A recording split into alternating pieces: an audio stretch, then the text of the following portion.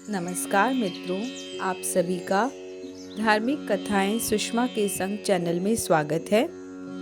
आज हम छठी मैया के व्रत की कथा का श्रवण करेंगे। कथा को प्रारंभ करने से पूर्व मेरा आप सभी से आग्रह है कि यदि आपने चैनल को अभी तक सब्सक्राइब नहीं किया है तो इसे सब्सक्राइब करें, साथ ही बेल आइकन को दबाएं जिससे कि आपको कथाओं का नोटिफिकेशन मिलता रहे। साथ ही कथा के पूर्ण हो जाने पर कमेंट बॉक्स में छठी मैया की जय लिखना न भूलें। तो आइए कथा को प्रारंभ करते हैं। कथा के अनुसार प्रियव्रत नाम के एक राजा थे। उनकी पत्नी का नाम मालिनी था। दोनों के कोई भी संतान नहीं थी। इस बात से राजा और उनकी पत्नी बहुत दुखी रहते थे। उन्होंने एक दिन संतान प्राप्ति की इच्छा से महर्षि कश्यप द्वारा पुत्रेष्टि यज्ञ करवाया और इस यज्ञ के फलस्वरूप रानी गर्भवती हो गई।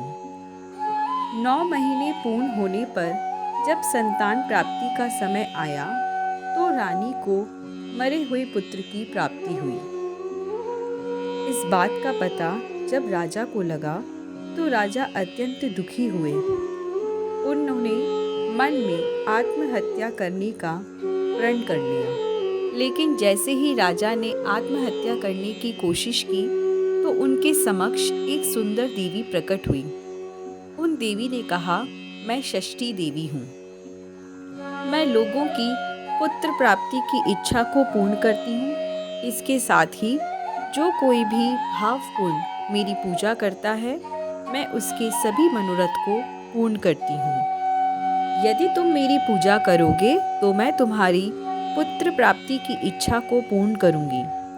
देवी की बात सुनकर राजा ने वैसा ही करने का निश्चय किया।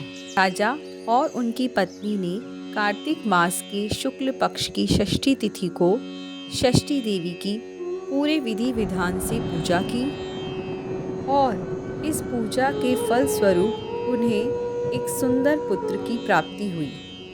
तभी से छठ का पावन पर्व मनाया जाने लगा। छठ पर्व के संदर्भ में एक अन्य कथानुसार जब पांडव जुए में अपना सभी राजपाट गंवा चुके थे तब द्रौपदी ने छठ का व्रत रखा था, जिससे कि उनकी सभी मनोकामनाएं पूर्ण हुई और उन्हें अपना राजपाट पुनः वापस प्राप्त हुआ।